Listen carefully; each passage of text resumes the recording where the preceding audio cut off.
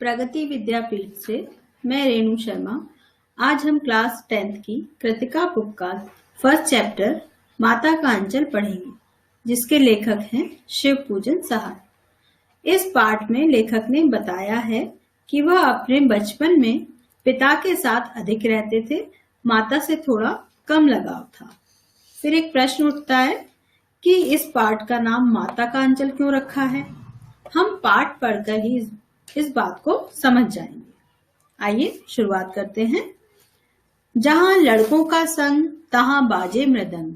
मृदंग यानी एक तरह का वाद्य यंत्र।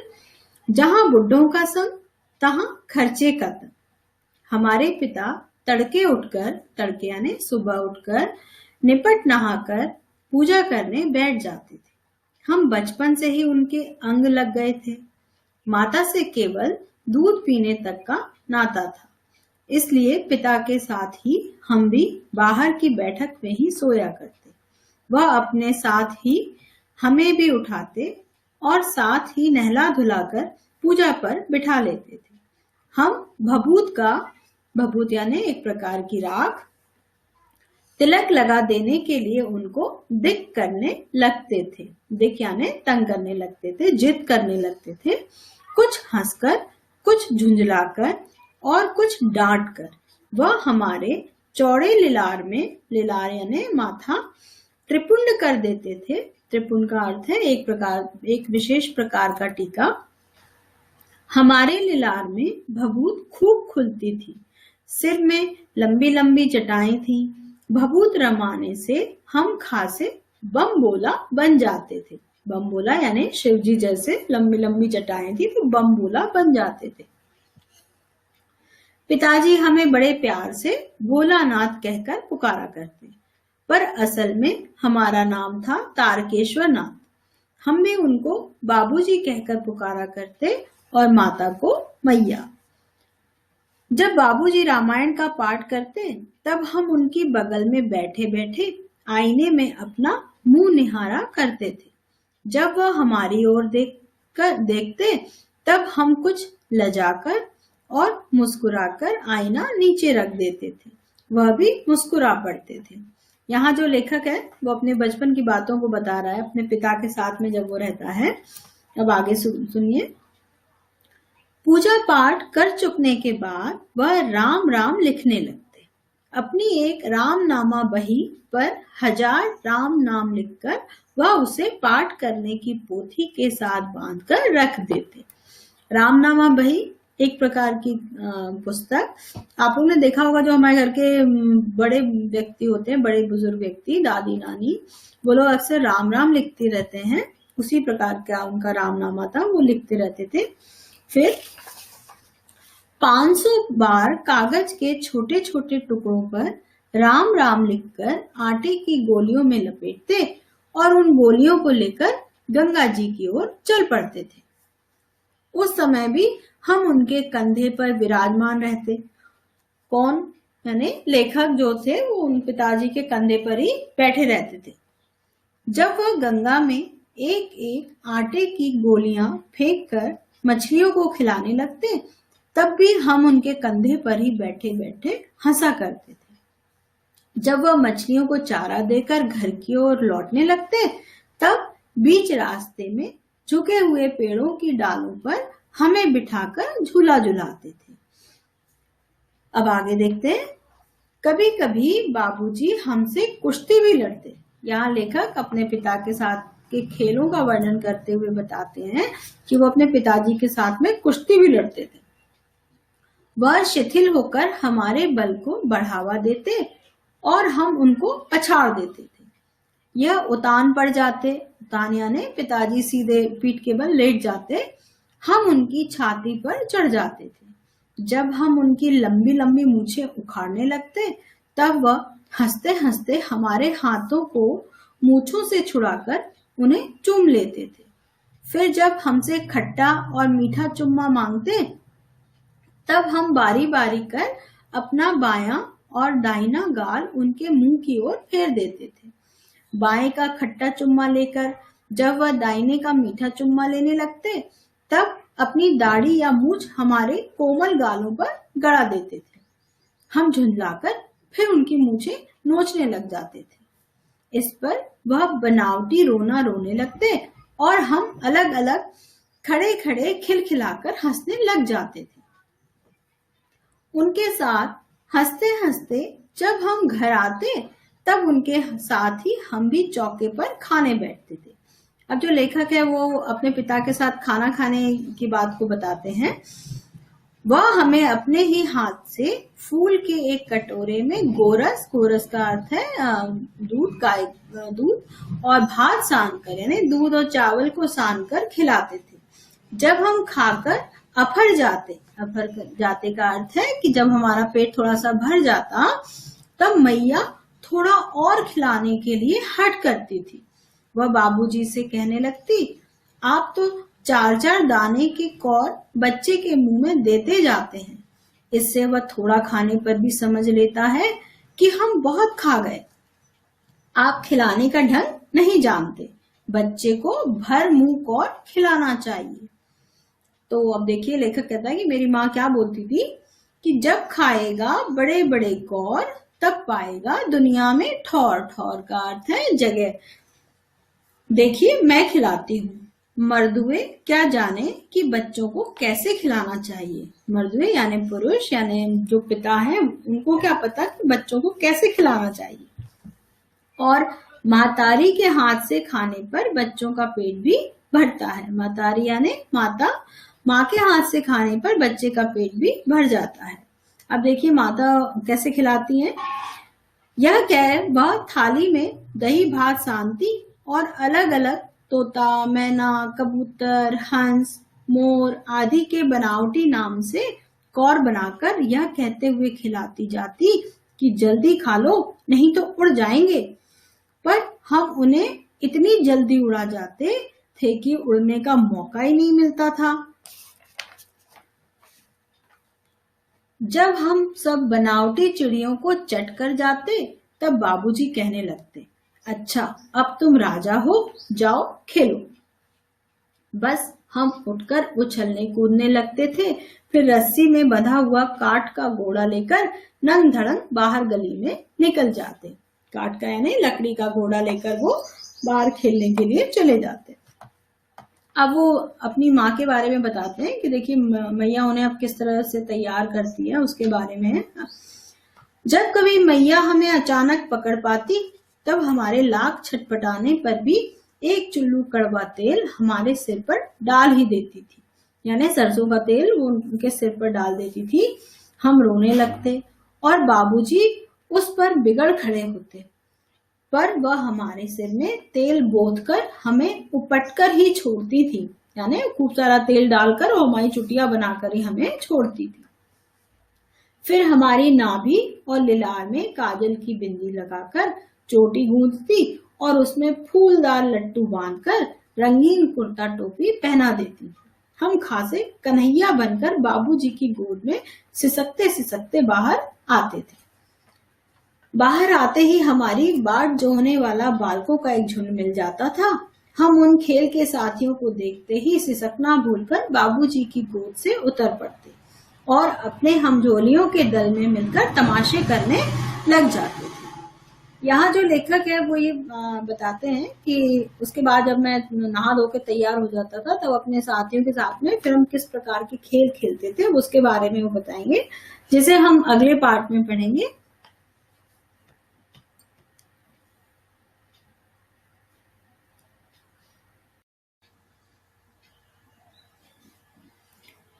कहानी के दूसरे भाग में अब हम पढ़ेंगे कि जो लेखक हैं वो अपने साथियों के साथ में किस तरह के खेल खेलते थे।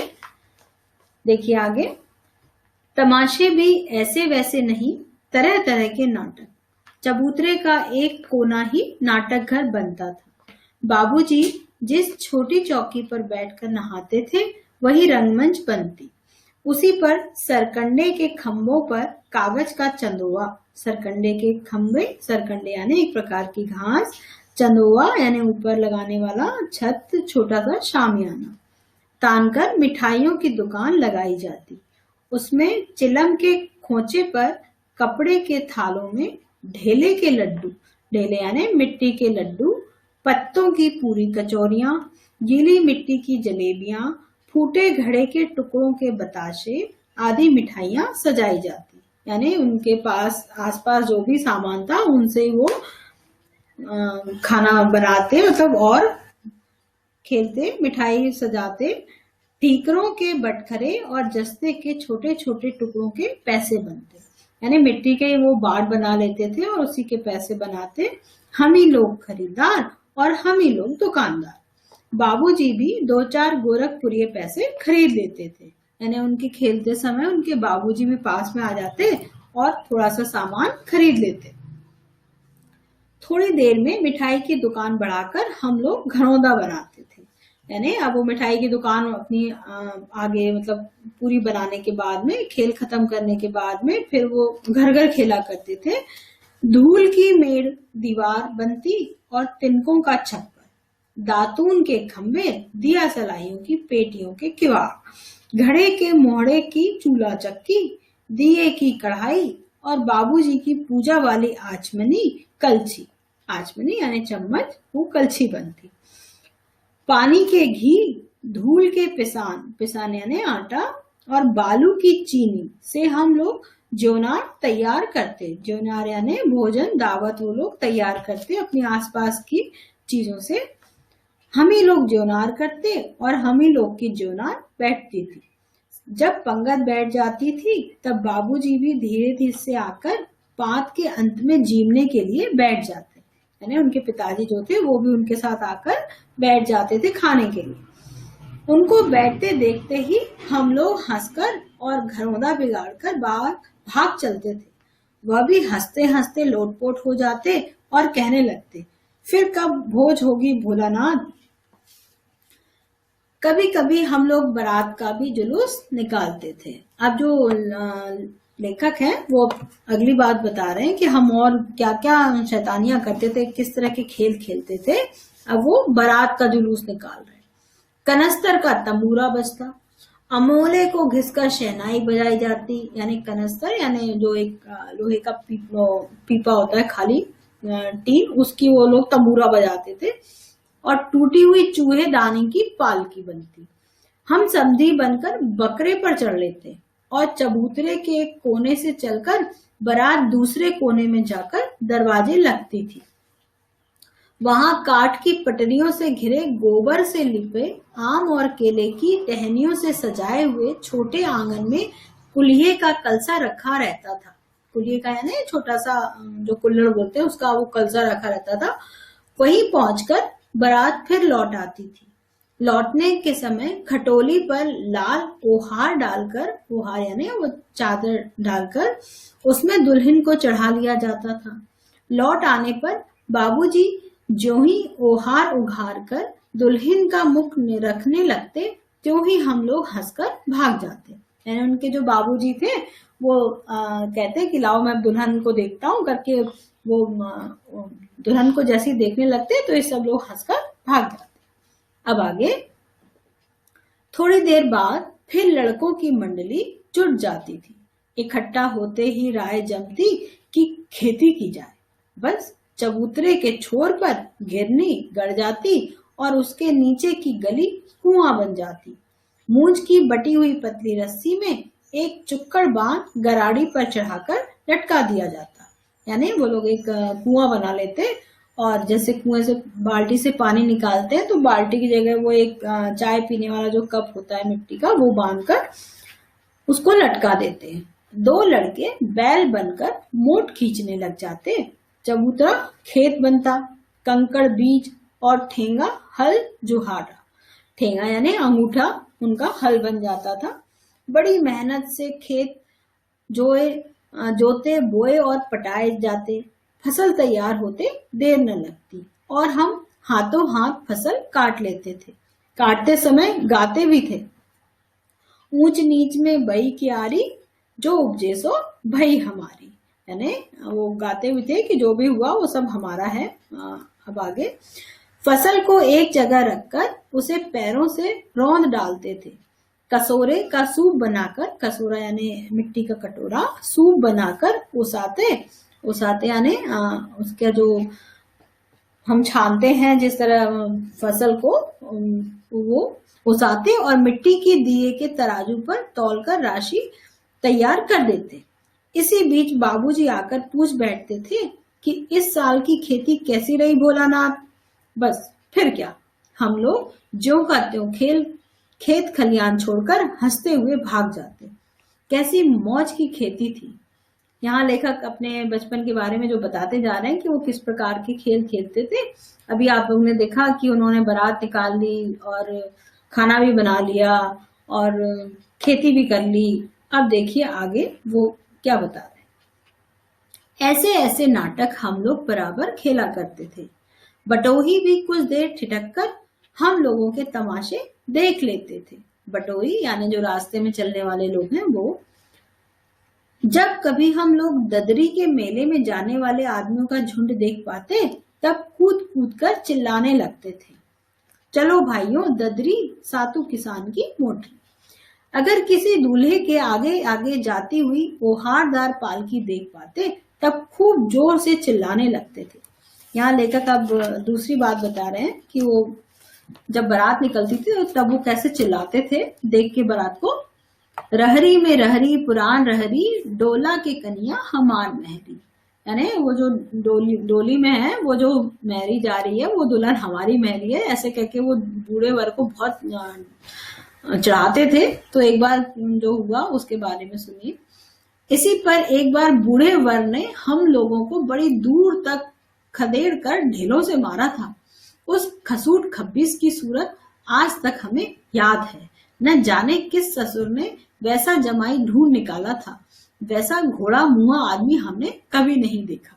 यहाँ पर लेखक को वो घटना याद है कि दूल्हा इतना गंदा दूल्हा हमने तो आज तक नहीं देखा, पता नहीं ससुर ने ऐसा जमाई कैसे ढूंढ निकाला। अब आगे, आम की फसल में कभी कभी खूब आंधी आती है। आंधी के कुछ दूर निकल जाने पर हम लोग बाग की ओर दौड़ पड़ते थे। वहां चुन चुन कर घुले घुले गोपी आम चापते थे।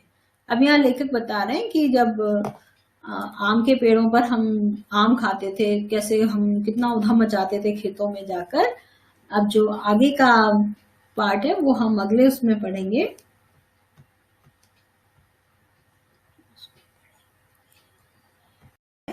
आंधी आई और पट पड़ गई, यानी बहुत सारे आम हैं जो जमीन में बिछ गए। आकाश काले बादलों से ढक गया। मेघ गरजने लगे, बिजली कौंधने और ठंडी हवा सनसनाने लगी। पेड़ झूमने और जमीन चूमने लगे।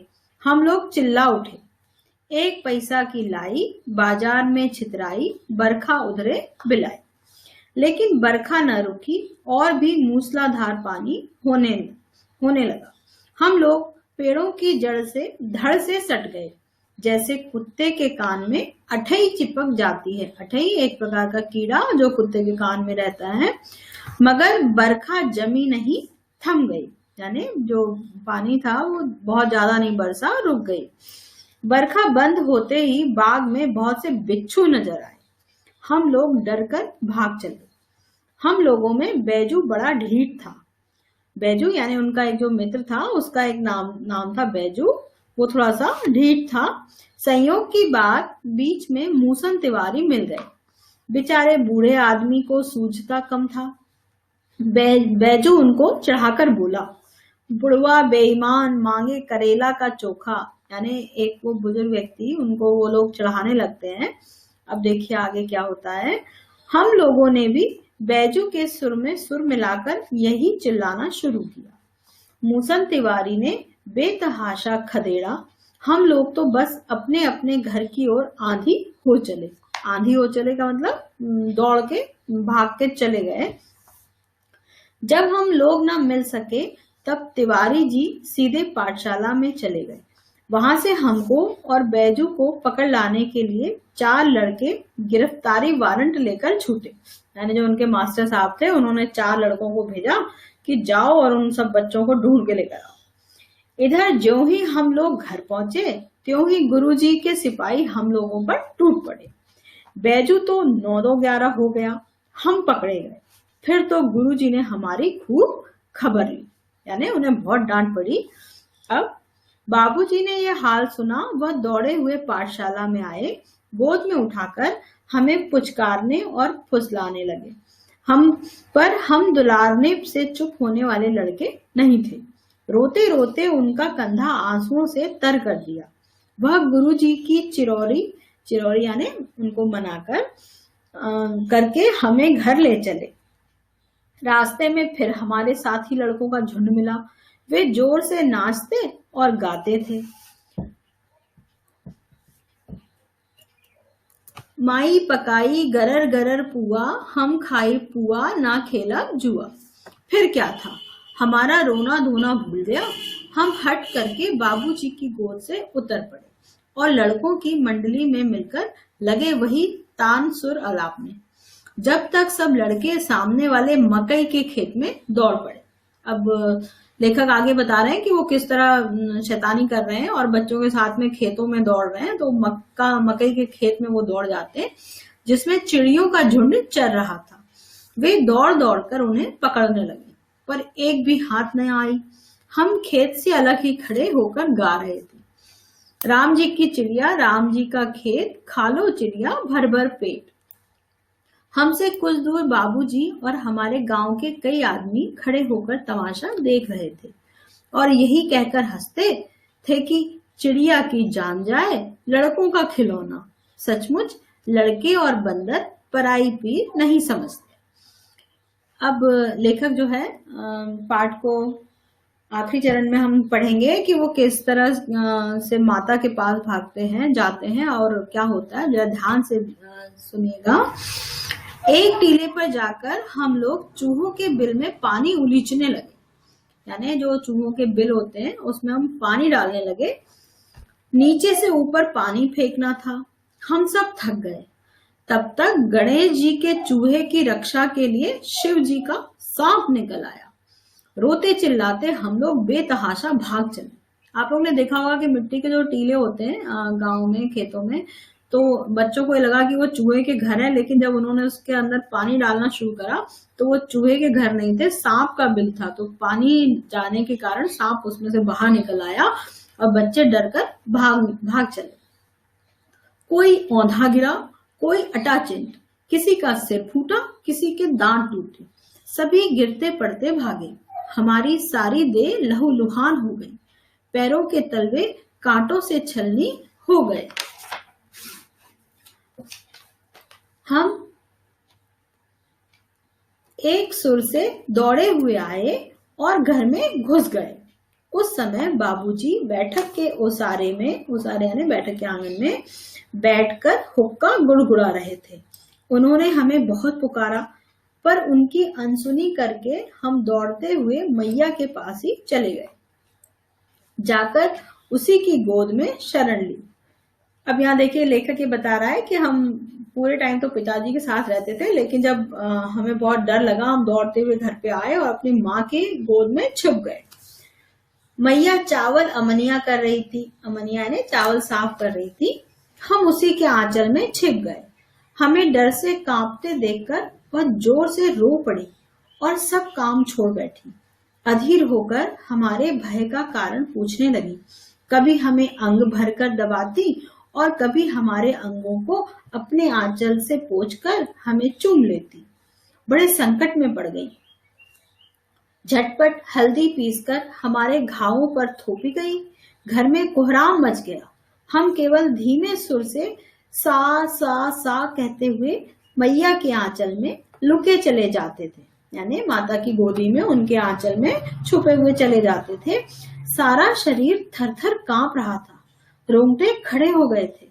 हम आंखें खोलना चाहते थे, पर वे खुलती न थी। हमारे कांपते हुए होठों को मैया बार बार निहार कर रोती और बड़े लाड़ से हमें गले लगा लेती थी। उसी समय बाबूजी दौड़े आए। आकर झट हमें मैया की गोद से अपनी गोद में लेने लगे, पर हमने मैया के आंचल की प्रेम और शांति के चंदोवे की छाया न छोड़ी। अब यहाँ हम ये देखते हैं कि जो लेखक है उसका अपने पिता से अधिक लगाव होने के बाद भी वह माता के गोद में ही जाकर छुपता है और वह माँ की गोद में ही अपने आप को सुरक्षित महसूस करता है। यह देखकर हम ये कह सकते हैं कि इस जो पाठ का जो शीर्षक है माता का आंचल वो सार्थक है।